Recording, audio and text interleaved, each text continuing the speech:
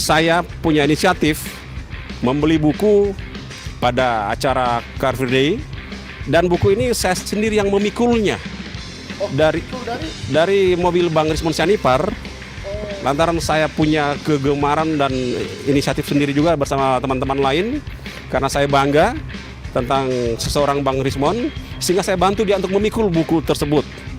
Ratusan buku kami pikul dari mobilnya, membawa ke bundaran Hotel Indonesia. Jadi memang ini Allah kebetulan saya juga lagi menelusuri dugaan ijazah kepala daerah kami, yang diduga juga bahwa Bupati Morowali dan Wakil Bupati itu menggunakan ijazah palsu. Janganlah pernah gentar menyuarakan kebenaran. Siapapun orangnya, siapapun dia di belakangnya, kami tidak akan pantang mundur. Kami akan maju tetap menyuarakan kebenaran ini. Luar biasa. Siapapun, baik Presiden yang ke-7, kalau dia salah, salah. Kalau betul-betul ijazahnya palsu dan Gibran juga ijazahnya palsu, maka harga mati Pak kita makzulkan.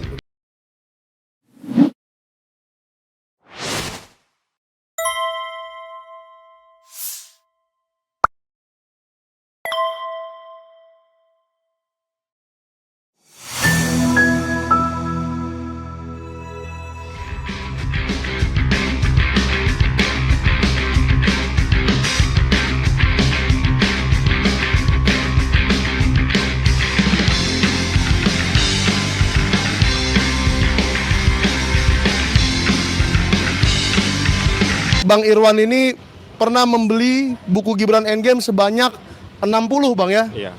Dan dibeli secara kontan, transfer atau bagaimana? Ya, baik, terima kasih. Alhamdulillahirabbil alamin.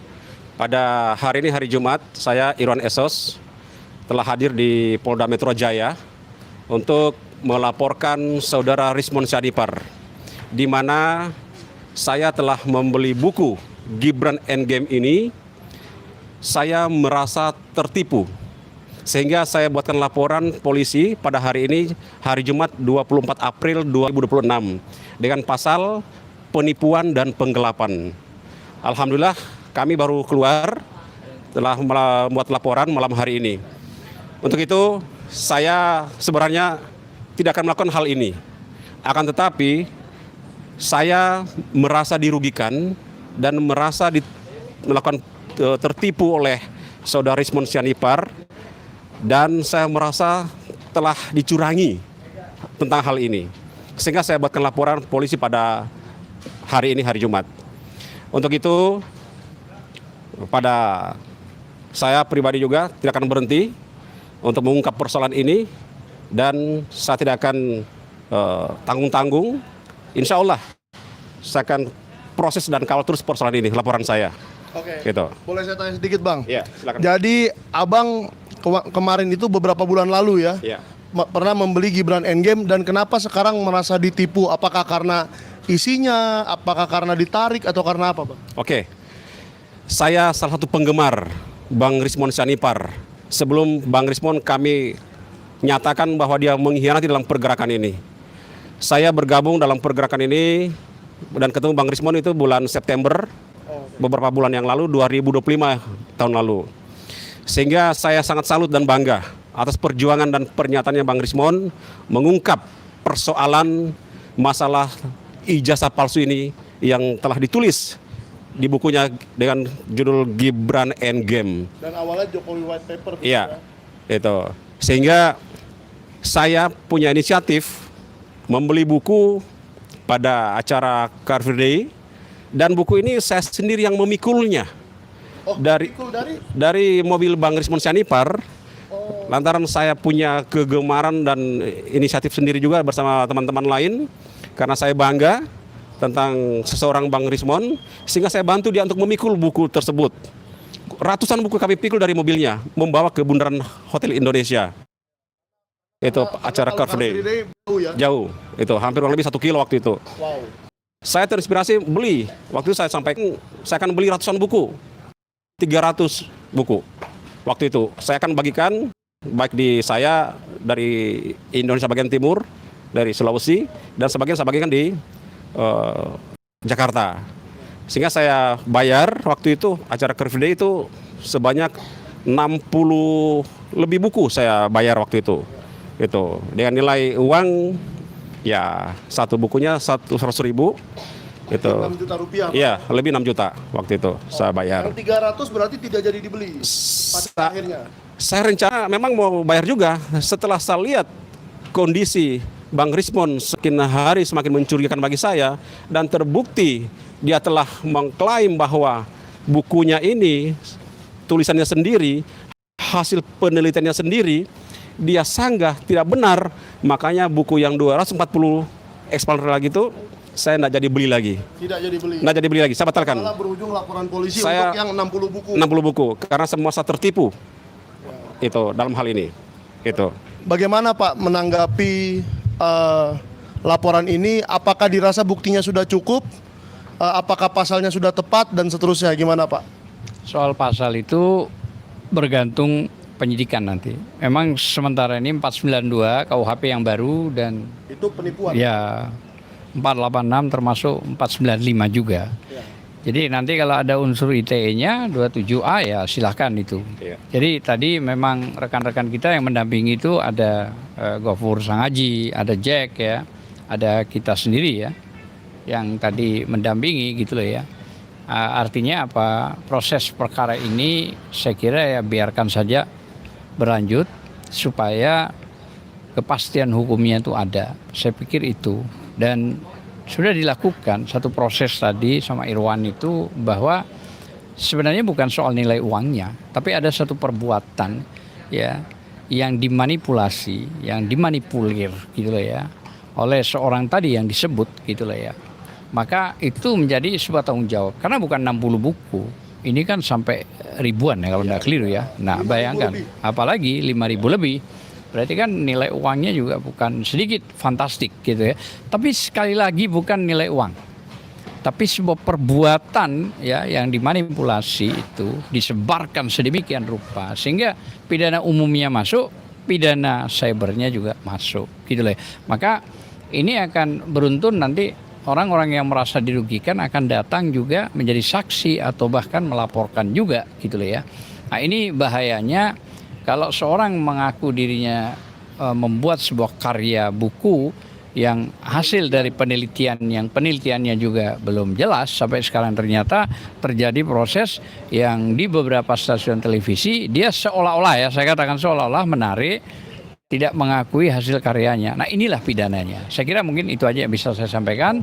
Terima kasih juga pada rekan-rekan tadi lawyer, ada Bang Gafur, Sangaji, dan Jack yang lain-lain. Terima kasih. Tadi kan Abang sempat juga meminta saya sebagai saksi. Memang saya akan menyaksikan ini perkara ini. Iya. Saya mengetahui memang kejadian di Car Free Day bahwa Bang Irwan ada membeli 60 buku dan saya tidak lihat memikulnya ya. Jadi saya tidak mau saksikan itu. Iya. Saya tidak lihat memikulnya, tapi saya tahu Bang Irwan membeli dan membagikan sebagai donasi.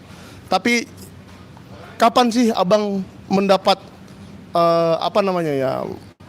tergerak untuk ini harus saya laporkan ini gitu Bang? Iya, baik. Saya sangat kaget pernyataan Pak Rismon pada saat di Istana Wakil Presiden. Oke. Iya, itu yang membuat saya sangat terkejut, sangat-sangat shock melihat pernyataan Pak Rismon pertama kali itu. Bahwa dia tidak mengakui dengan tulisan yang telah ditulis dalam buku Gibran Endgame ini. Sehingga saya, ya boleh dikata shock. Sehingga saya tidak percaya. Padahal ini semua ini hasil penelitian berdasarkan disiplin ilmunya dia, sebagai ahlinya dia, itu Pak Rismon ini. Sehingga memang sangat-sangat kami sebagai masyarakat rakyat Indonesia sangat kaget dengan Pak Rismon menganulir dan mengkomplain bahwa hasil penelitiannya ini itu tidak benar. Kami sayangkan bahwa ini pernyataan yang sangat-sangat blunder bagi dia, yang sangat tidak rasional, itu yang dilakukan oleh Pak Rismon sendiri. Itu. Saya sampai ingat karena tadi Bang Irwan mengatakan seperti itu. Saya ingat pertama kali bertemu ketemu Bang Irwan itu di Kemendikdasmen ya. Ya, betul. Kita di Kemendikdasmen, Bang Rismon sedang meminta keterangan dari kementerian tentang ijazah Gibran. Ya. Di mana saya sampai duduk-duduk di lorong-lorong itu ya, supaya direkturnya nggak bisa pulang. Ya. Nah, di situ saya ketemu Bang Irwan di kantin.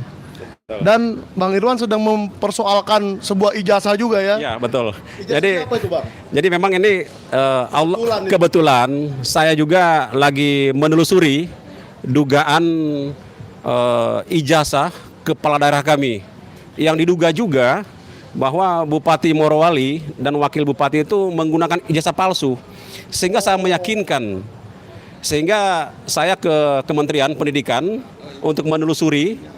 Disitulah saya ketemu pertama kali Bang Rismon. Oke. Ya, di kantin situ kami duduk sambil cerita, wah luar biasa ini. Saya sangat-sangat terinspirasi dengan gerakannya teman-teman semua, Bang Rismon kawan-kawan. Sehingga saya coba berkenalan di kementerian tersebut, sehingga kami alhamdulillah bisa bersilaturahmi.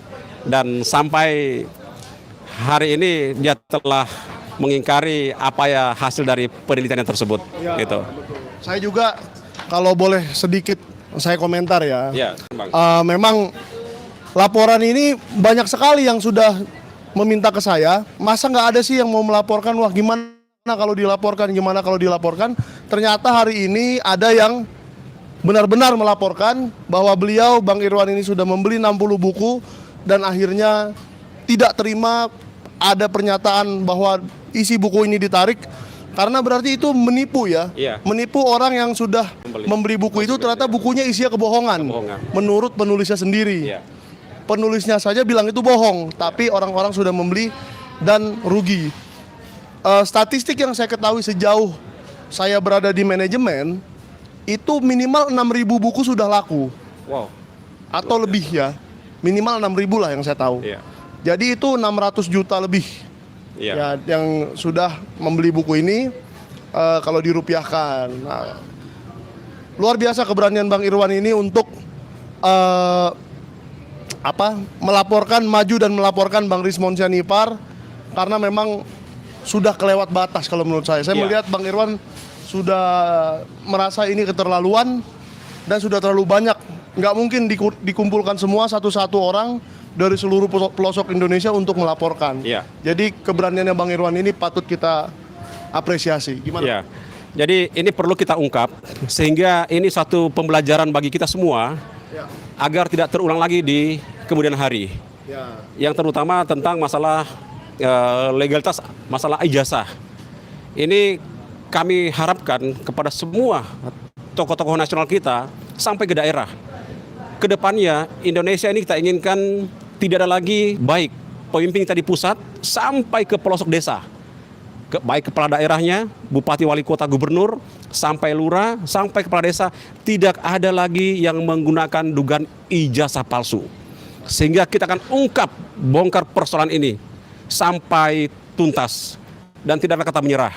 Dan masalah ini harapan kami juga ternyata yang dijual oleh Pak Rismon ini, buku ini, ternyata ISBN-nya juga sudah palsu juga. Ternyata ini membuat sangat-sangat kami kecewa lagi. Kami baru tahu kemarin di acara Rakyat Bersuara, Anyus TV, dia mengakuinya sendiri itu bahwa ISBN yang diterbitkan ini bukan ISBN judul buku yang ini. Oke. Itu ternyata buku lain. Ini kan Jadi yang Abang beli ini saya biar saya jelaskan sedikit Bang ya. iya, ini Karena- kami merasa tertipu Bang juga. Iya. Sehingga kami merasa ini tidak boleh dibiarkan. Kita harus buatkan laporan polisi biar si pelaku tahu diri dan tidak mengulanginya lagi. Bang Irwan ini kemarin duduk di sebelah saya Iya. di acara Rakyat Bersuara di iNews TV, dan di akhir-akhir acara itu kalau ada yang masih mau mencari videonya di jam keempat menit ke-11 tuh kira-kira, atau menit ke-20 lah. Nah di situ ada seseorang yang masih dalam manajemen, yaitu Arif Iksan, menyatakan bahwa ISBN-nya asli. Maka saya maju ke depan, dia memperlihatkan yang ini ya Bang. Iya. Nah ini buku cetakan kedua, di mana ISBN-nya belakangnya 33 dan didaftarkan ke Perpustakaan Nasional. Tetapi yang sudah dibeli banyak orang sebanyak 5.000 itu kan bukan yang ini, Iya, betul. tetapi yang lama. Cetakan Silakan, pertama. Bang. Nah di cetakan yang ini ISBN-nya belakangnya 40 dan ini milik buku lain memang. Betul. Nah, saya juga baru tahu setelah saya keluar dari manajemen. Oh. Ya kan, setelah saya keluar dari manajemen baru wah lama-lama jadi bukunya ini dianulir tapi sudah telanjur terjual 5.000 lebih, 6.000 lebih. Iya, kami dapatkan itu masih beredarnya buku Gibran Game ini itu tanggal 21 April 2006, beberapa hari yang lalu. Itu. Ini yang sangat kami hendak habis pikir dengan pernyataannya Simon sendiri. Itu sehingga kami harapkan persoalan ini kita inginkan bahwa kita harus ungkap, jangan lagi terulang kebohongan yang selama ini itu, apalagi mengakui sebagai ahli, sebagai penulis, akan tapi memberikan karya tulisannya di dalam buku itu penuh dengan kebohongan. Itu yang tidak bisa kami terima sebagai masyarakat rakyat Indonesia hari ini. Oke. Itu. Ada pertanyaan lagi? Ya.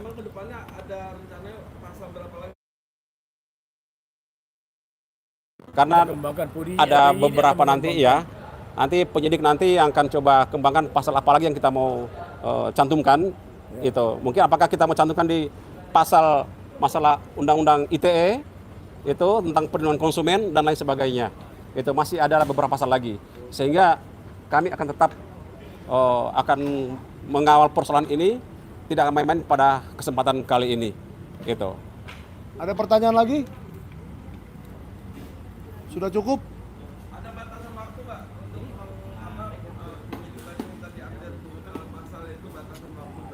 Ya. Oh enggak itu kalau soal penyidik itu kan menunggu, berproses aja Bang. Iya. Nggak ada batas waktunya.